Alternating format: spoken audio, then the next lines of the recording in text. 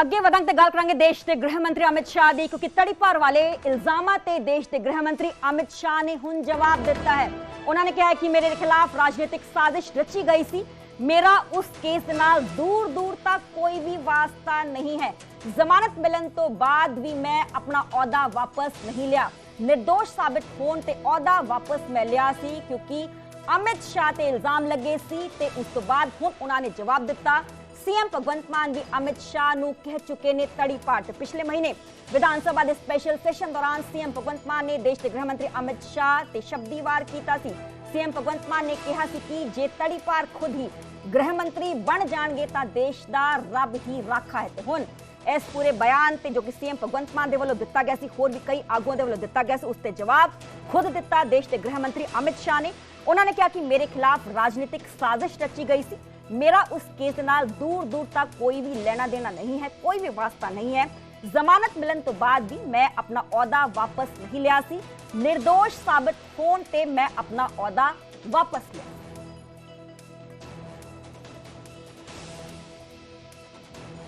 अमित शाह जी, आप बार बार जुडिशरी का हवाला देते हैं, लेकिन उस वक्त भी जस्टिस आफ्ताब आलम आपके घर आए थे आपसे सिग्नेचर लेने के लिए कि आप गुजरात से बाहर चले जाएंगे। ना, ऐसा नहीं हुआ है। आफ्ताब आलम साहब कभी मेरे घर पे आए नहीं है, ऐसी ज़रूरत भी नहीं पड़ी है। इन्होंने यहाँ रविवार के दिन स्पेशल कोर्ट बिठाकर मेरी बेल एप्लीकेशन को सुना और रिजेक्ट किया। ना, रिजेक्ट नहीं किया। इन्होंने कहा कि मुझे लगता है कि अमित शाह गृह मंत्री रहे, वो साक्ष्य को प्रभावित कर।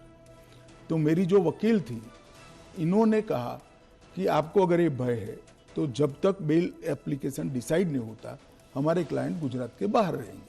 वो मैंने स्टेटमेंट किया है। 2 साल आप बाहर रहे? हाँ, 2 साल में बाहर रहा, निश्चित रूप से बाहर रहा, क्योंकि 2 साल भारत के इतिहास में कभी भी किसी की बेल एप्लीकेशन 2 साल नहीं चली। आलम साहब की कृपा से मेरी बेल एप्लीकेशन 2 साल चली। ज्यादा से ज्यादा बेल एप्लीकेशन 11 दिन तक चली। अज तो 12 साल पुराने ही हाँ।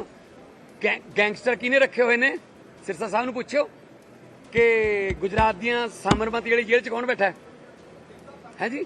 जिन्ना तो सब तो बाद खतरा है वो तो तुसीं आप पाले हुए ने। सारे ना थोड़े अपने संबंध ने। खुद साडे होम मिनिस्टर साहब तड़ी पार होए हुए ने, भी मतलब उन्होंने गुजरात चों कढ़ना पिया। तड़ी पार कानून है गुजरात च, जो तड़ी पार ही होम मिनिस्टर बन जाएंगे फिर सानू तो पुछना सानू।